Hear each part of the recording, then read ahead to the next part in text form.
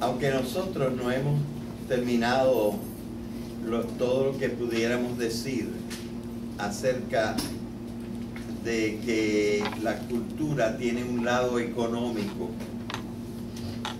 pues dijimos algo en la clase pasada y vamos a darnos por satisfechos con esa parte que dijimos de la economía. Una de las ideas principales es que la economía se desarrolla para poder mantener nuestra biología, y por eso es que la naturaleza en la cultura se complementa,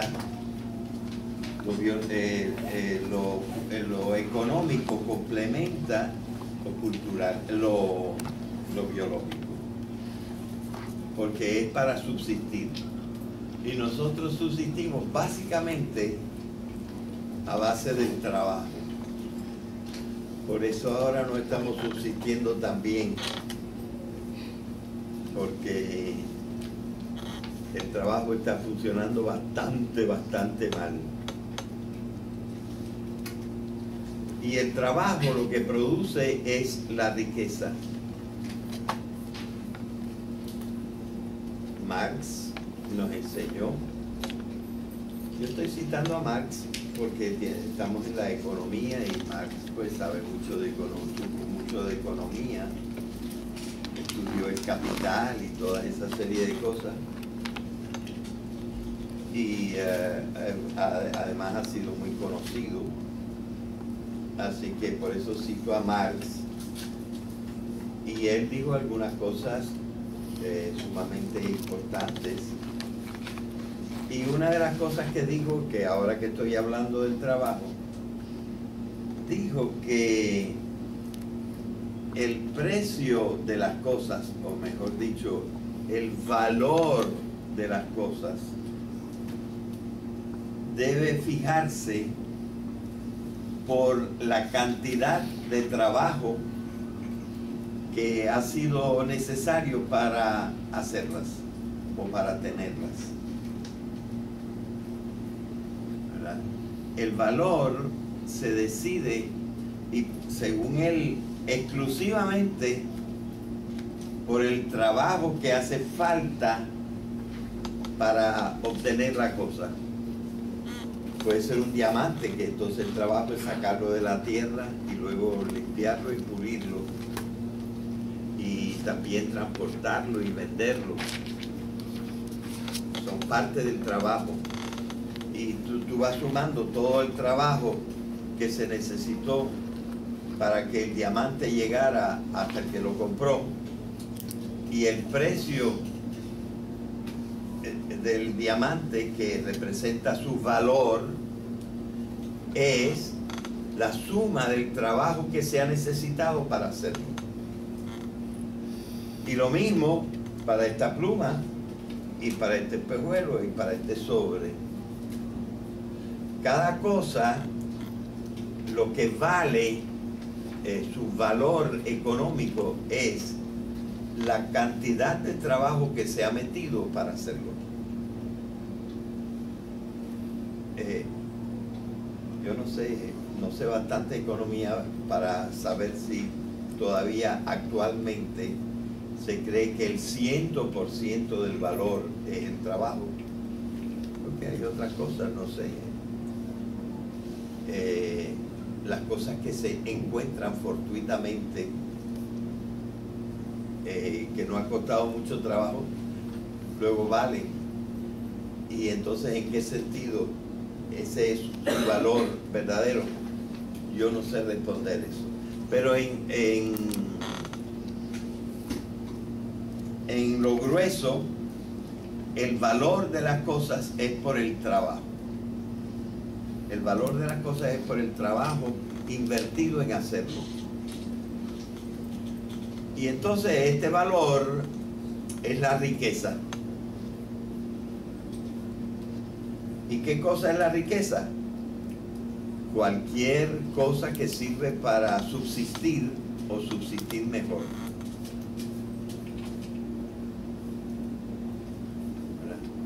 Entonces, con estas cosas, entonces nosotros organizamos no solamente nuestra subsistencia elemental, sino también una existencia en la cual nosotros tengamos una cantidad suficiente y una cantidad hasta un poquito abundante para poder desarrollar toda nuestra vida.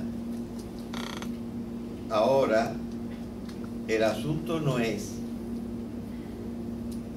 necesita ser en realidad para la humanidad individualmente hacerse millonario. En realidad, nosotros deberíamos buscar una cosa que fuera suficiente y sobre todo segura. Es decir, que no resultara que en alguna etapa de nuestra vida nos faltara la riqueza necesaria para tener una vida plena. Eso es justificable. Y tampoco el trabajo debe ser concebido como la finalidad de la vida. Al contrario, es la vida la que es la finalidad del trabajo. Es decir, nosotros trabajamos para vivir y no debemos vivir para trabajar. También mencioné el llamado fetichismo de la mercancía, que es el que está un poco echando a perder nuestras vidas. Esta palabra también fue imaginada por Karl Marx. ¿Qué cosa es el fetichismo de la mercancía? Yo creo que algunos de ustedes lo sabrán, porque lo recordarán de la clase anterior que dimos. ¿Qué cosa es el fetichismo de la mercancía? Silencio. Diosecito. El fetiche es una especie de diosecito. ¿Y qué cosa es los diosecitos o los dioses? Lo que adoramos. ¿Y qué cosa nosotros adoramos en la vida? ¡Ay! Una nueva camisa, una nueva crema para la cara, una nueva pulsera, un celular nuevo. Y entonces nos creemos que eso es necesario para nuestra vida. Y todas estas son adulteraciones del trabajo, de la idea de lo económico. Y hay muchas otras. Pero no estamos en una clase de economía, estamos nada más en una clase que nos dice que organizar nuestra vida de trabajo y los intercambios y todo eso es parte de la cultura. Y que como en casi todas las culturas se hace de un modo un poquito diferente, un poquito especial. No se trata lo económico de la misma manera en los Estados Unidos que en Puerto Rico, que en Colombia o que en Francia, sino que en cada uno pues se va desarrollando una cultura económica adaptada a la gente que la vive. ¿Verdad? Bien. Pero por la fuerza de tener que ir progresando, nosotros tenemos que ver que ahora vamos a empezar a ver por varias clases qué corresponde a las funciones mentales superiores nuestras, que son parte de nuestra naturaleza y que forman los tres apartados siguientes, el que ahí está en azul, en rojo y creo que el otro está en una especie de braucito. Esos tres apartados de nuestra naturaleza corresponden a nuestras tres funciones mentales superiores. Nosotros, los seres humanos, pero también algunos animales, entre los mamíferos sobre todo, tienen una mente en que tienen cosas que conocen, tienen ciertas conductas que a veces nos maravillan y tienen algo así como sentimientos, porque, por ejemplo, los perros adoran a sus amos, de manera que tienen unos rudimentos de estas funciones mentales. Me extrañó que ninguno de los estudiantes de la clase anterior supiera qué cosas son rudimentos. ¿Alguien de aquí sabe lo que son los rudimentos? Los rudimentos son como las cosas iniciales que están todavía en un estado rudo, que no están perfeccionados, pulidos, adelantados. Pues sí, los animales, sí, dime. Por ejemplo, que esté todavía rudo, ¿verdad? Pero yo hablo de los rudimentos de las funciones mentales. Entonces, sí, los animales tienen rudimentariamente, tienen algo de conocimiento, tienen también algo de conducta inteligente y también tienen algo de sentimientos. Pero podemos decir que realmente no son comparables con lo que nosotros podemos hacer. Yo no digo que siempre lo hagamos, pero tenemos las capacidades. Y esas son las funciones mentales superiores. Pues estas funciones mentales superiores las usamos. Y cada uno da su producto en la cultura. Hoy nos vamos a ocupar de la función mental cognoscitiva, es decir, de los pensamientos, y ver qué hace en la cultura.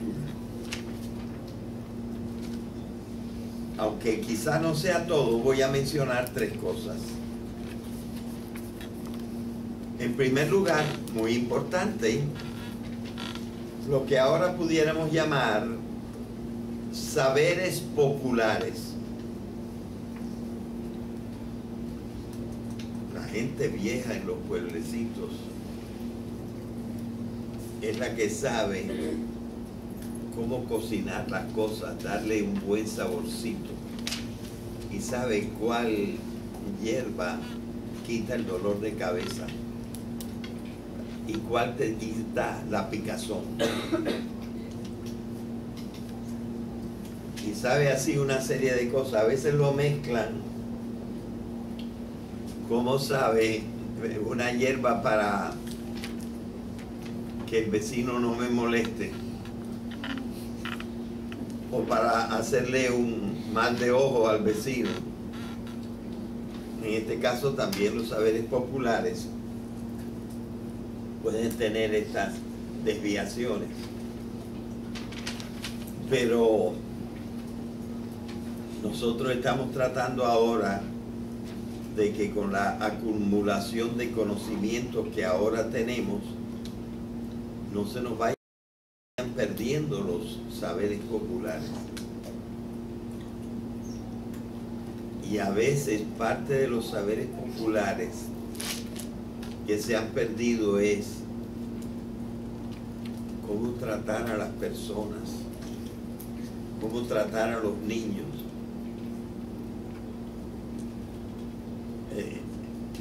Y a otras personas mayores también. Es decir, hay toda una sabiduría popular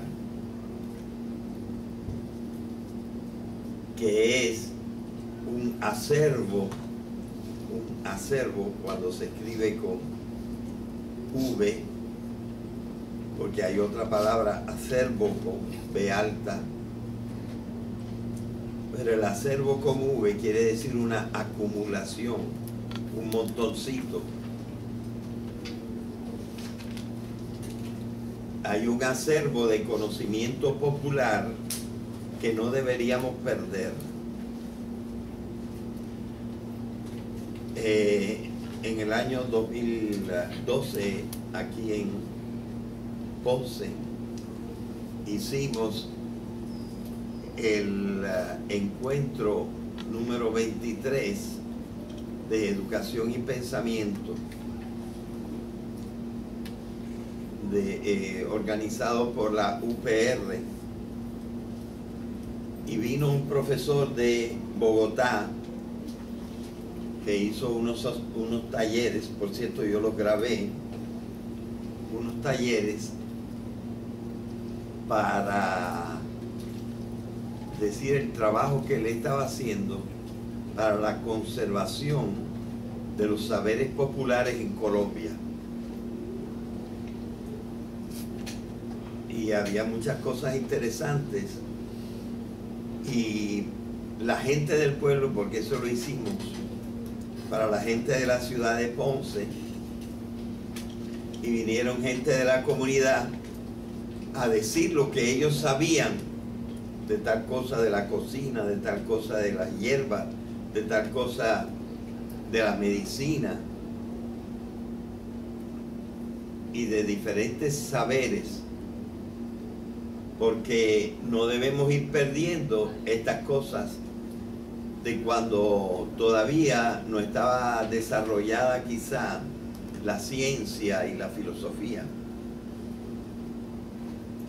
Así que toda cultura debería tener su acervo de saberes populares y tratar de conservarlos. Es parte de la cultura. Ahora quizá nosotros le prestamos más importancia a otras dos formas de tratar y de aumentar nuestros conocimientos. Y estas dos formas de aumentar nuestros conocimientos las pudiéramos llamar la ciencia y la filosofía.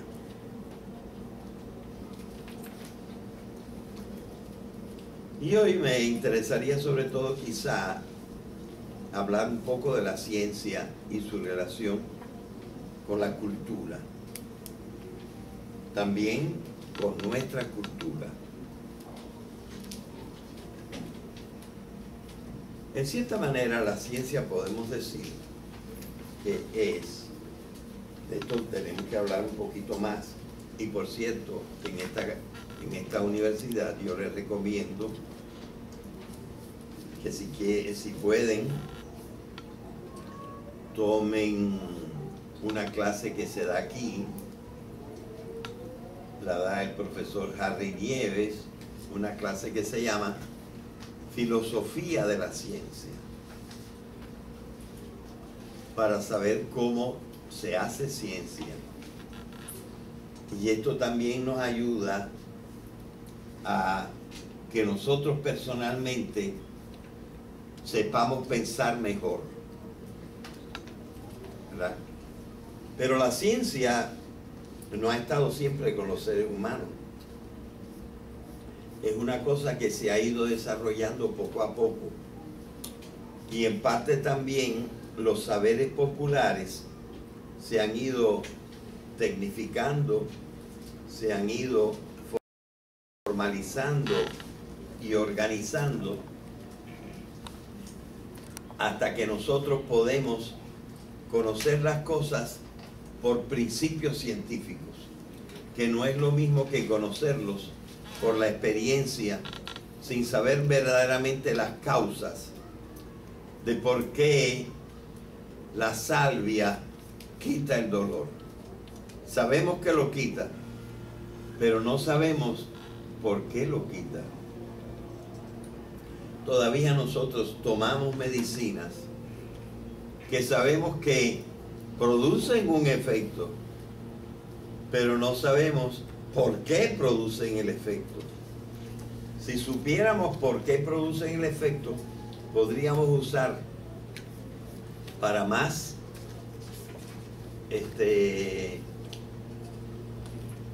para más casos las mismas cosas.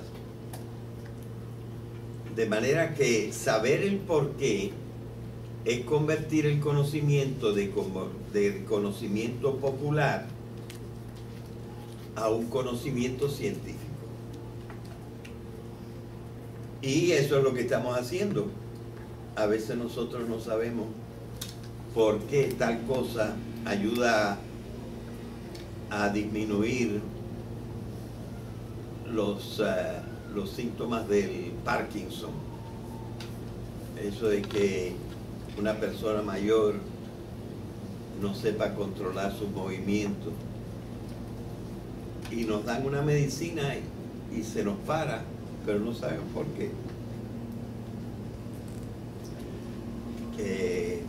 Así que la ciencia es entender más profundamente cómo son las cosas para poder aplicarlas.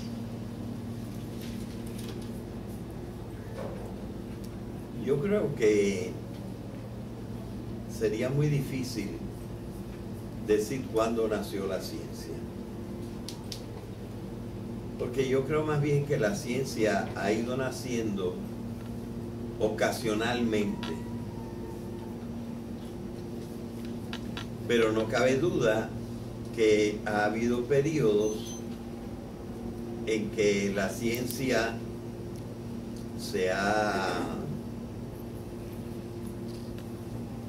organizado mejor. Así que esta es una cosa que quisiéramos estudiar. Ya hemos hecho referencia, y esto me va a dar la ocasión de explicar algunas cositas que no pertenecen a la ciencia y no pertenecen al desarrollo del conocimiento, sobre las culturas. Porque una cosa que pasa y que a veces desfigura nuestra imagen del mundo es que la ciencia ha dado un avance tremendo en lo que llamamos la cultura occidental. Y los descubrimientos de muchas cosas científicas se han hecho en la parte del mundo que se llama Occidente. Y ya casi no es una parte del mundo, es una manera de funcionar del mundo que se encuentra en muchas partes. Lo que llamamos la cultura occidental, que por cierto es la que nosotros estudiamos en esta universidad. Aquí no se dan clases de cultura china. En universidades más grandes se dan clases de cultura china, de cultura japonesa, de cultura árabe. Aquí no. Aquí no. Tenemos que contentar con estudiar en parte la cultura occidental.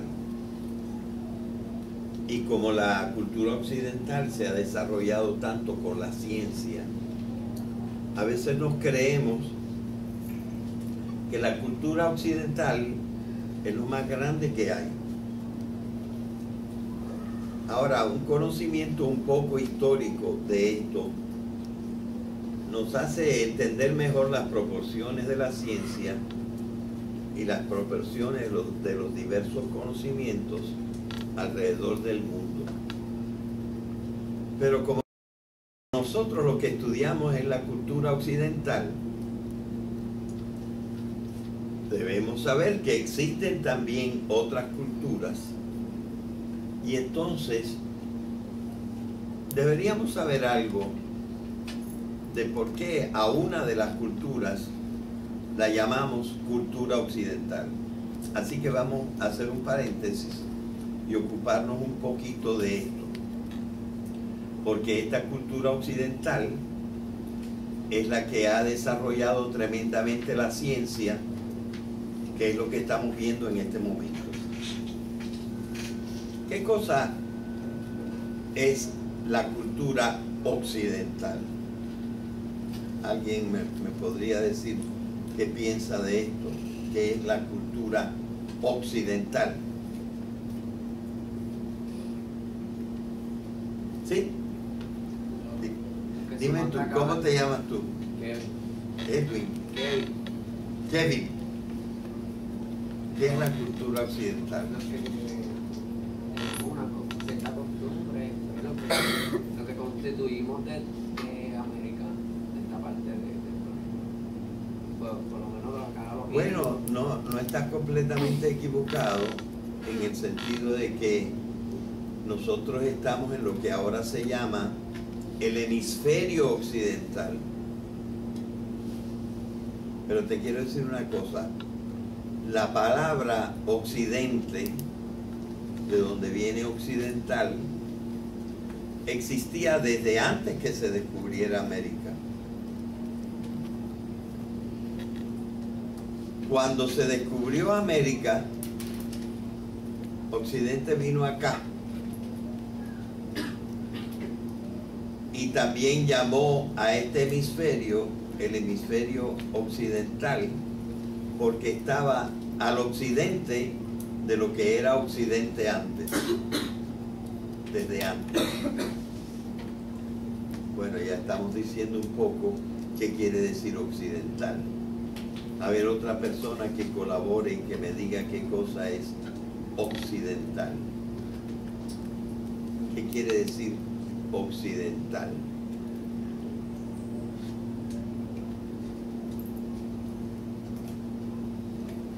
Occidental quiere decir que está en la parte occidental del planeta.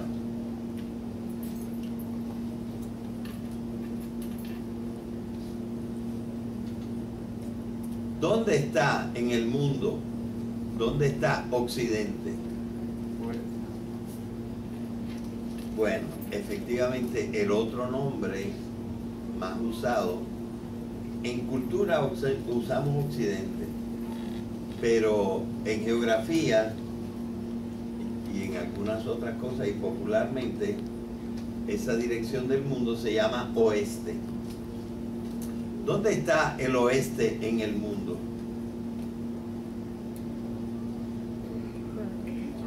¿Cómo? ¿Dónde está el oeste en el mundo? Claro, la pregunta es una trampita. ¿Quién descubrió la trampita? Al lado del este. A la izquierda del este, ¿verdad? Si miramos al norte. ¿Dónde está la trampita cuando yo digo dónde está Occidente en el mundo? Pudiéramos decir en todas partes y en ninguna parte. Porque fíjense, Santo Domingo está al occidente de Puerto Rico, pero Cuba está al occidente de Santo Domingo y México está al occidente de Cuba y Japón está al occidente de México y la India está al occidente de Japón y Persia o Irán está al occidente de la India, Israel está al occidente de Persia, Italia está al occidente ¿de cuál dije yo anteriormente? De Israel. España está al occidente de Italia. Estados Unidos, bueno, no, y Puerto Rico está al occidente de España. Así que todo el mundo es occidente.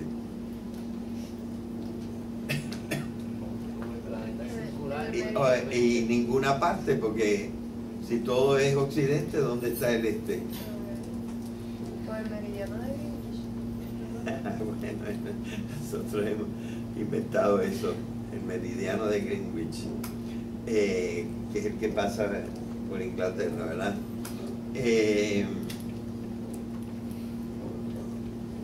Pero la respuesta que pudiéramos dar es esta. Cuando el mundo no se consideraba redondo y el mundo era más o menos pensado como plano, y después se acababa la tierra, empezaba el mar y no sabíamos si había algo después del mar. Entonces sí se podía pensar en una parte de la tierra que se llamara el occidente. ¿Y cuál sería esa parte del mundo antes de que se descubriera América, que era el occidente?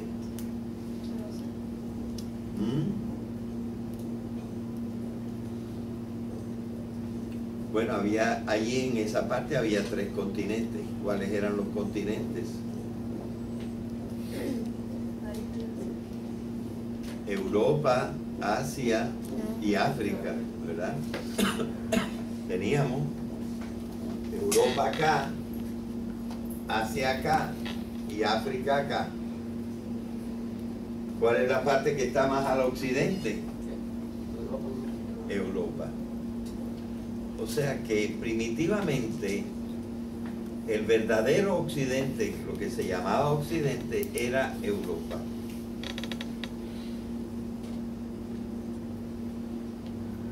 Y como la cultura nuestra, especialmente esas partes que vamos a estudiar aquí de Grecia y de Roma, estaban en Europa, entonces nuestra cultura se llama la cultura occidental. Pero ahora vamos un poquito a la palabra occidente. Ya sabemos que occidente es sinónimo de oeste. Pero tenemos que saber por qué se le dice también occidente. Es una palabra incluso más antigua que la palabra oeste. Y la respuesta básica es por el sol. La idea que tenían los antiguos, y sobre todo del saber popular, la idea que tenían los antiguos es que cada mañana el sol por el oeste salía del mar. Salir en latín se dice orire. Y entonces por eso el este se llama también el oriente, que quiere decir el lugar del sol saliente, saliente del mar. Así que oriente quiere decir salir. Entonces el sol cada mañana salía del mar y subía al cielo y llegaba hasta una parte que ahora nosotros llamamos el cenit, que en español ahora se escribe con C-E-N-I-T, pero que a veces se conoce como Z-A-N-I-T-H, cenit, o cenit con C. Y luego pues iba bajando hacia el mar también. ¿Y qué pasaba? Que el mar cada tarde mataba al sol. Y eso es lo que quiere decir oxidere, matar. Cada noche el mar mataba al sol. La raíz Sid, como por ejemplo en homicidio, que quiere decir matar a un ser humano, es eso, la raíz Sid. En realidad la raíz Sid viene del verbo caer, porque cuando a uno lo matan, se cae. Entonces, homicidio es hacer caer a un hombre a su muerte.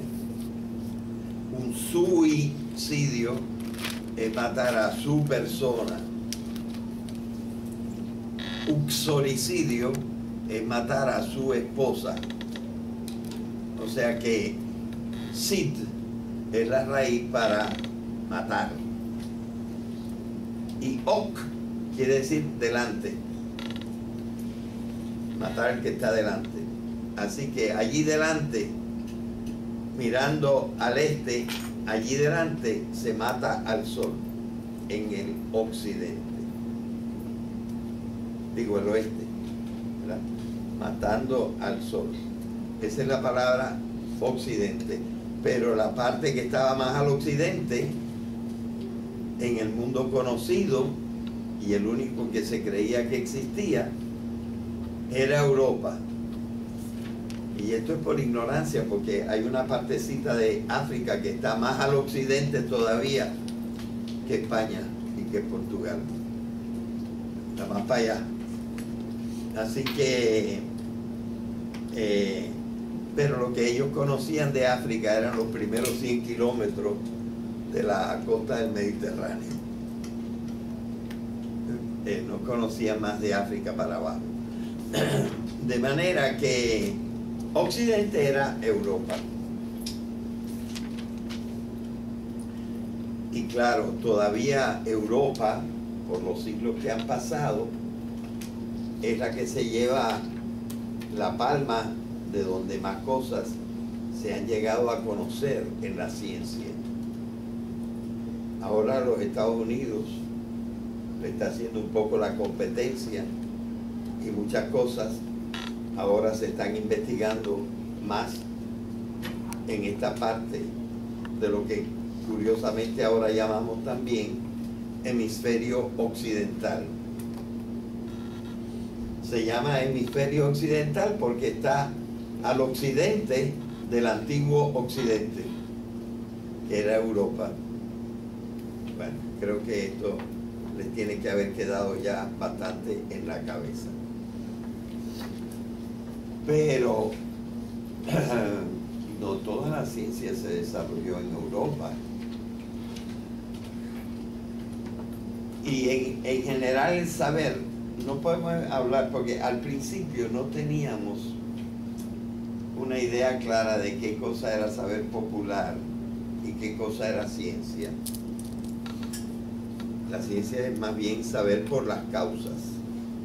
Y hablamos de que a veces nosotros todavía, para ciertas cosas, sabemos que algo cura, pero no por qué cura.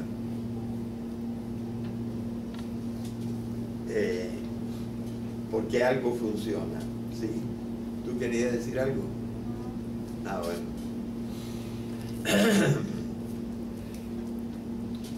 Las culturas han tenido conocimientos científicos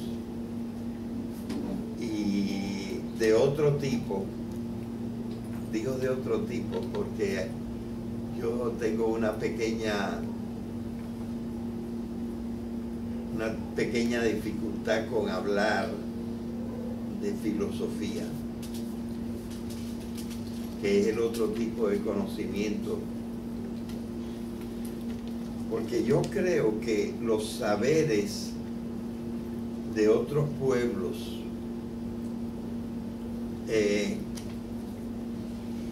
quizá podrían conocerse con un nombre mejor. Estoy hablando de la antigüedad, con un nombre mejor que el nombre de filosofía. Y ese nombre, mejor que filosofía, para aplicarlo a los saberes de las culturas antiguas, yo la llamaría sabiduría.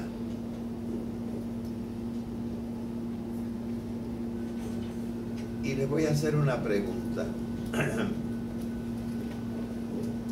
¿Qué creen ustedes que es más importante? ¿Tener filosofía o tener sabiduría? Tener sabiduría. ¿Ah? Tener sabiduría. Tener sabiduría. Yo creo que sí. Sabiduría viene de sapiencia, de saber. Pero saber está muy cerca de sabor. Y nosotros los pensamientos, las ideas, las tenemos que saborear y que influyan en nuestra vida. Y eso de unos conocimientos que influyan en nuestra vida, lo mejor es llamarlo sabiduría.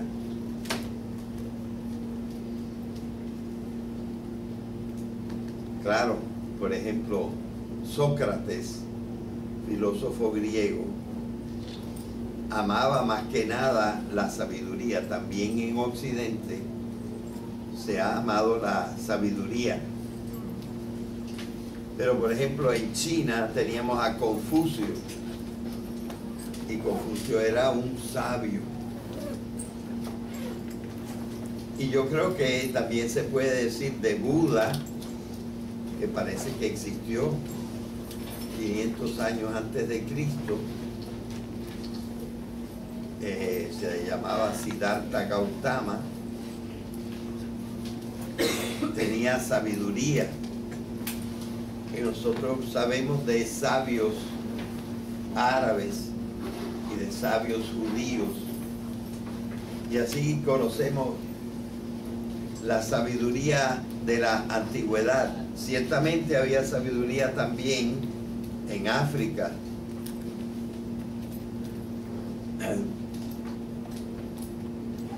Y sin ser demasiado severo,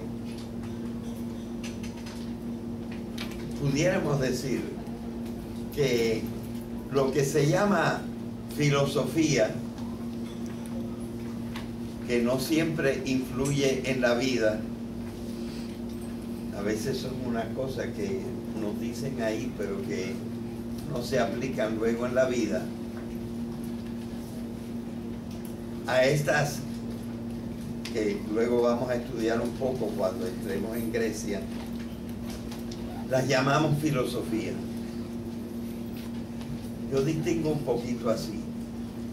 La sabiduría es más cordial, más del corazón, aunque se necesita también la mente, la inteligencia, ¿verdad? Estas cosas se han desarrollado diferentemente en las diferentes culturas. Ahora, esa, si quieren llamarla sabiduría, que se desarrolló, por ejemplo, en Grecia, en una forma especial, que ahora tiene un gran prestigio y que se llama la filosofía. Esa es más particularmente un tipo de sabiduría de Occidente. Aunque claro, ahora, como les dije, ya Occidente no está en ninguna parte, porque hay indios y japoneses y sudamericanos que saben muchísimo, que son fantásticos en las cosas que saben. De manera que ahora la ciencia no pertenece a ningún lugar, pertenece a toda la humanidad. Pero la filosofía, la sabiduría que llamamos filosofía, quizá podemos decir que nació en Occidente. Vamos a dejarlo ahí hoy.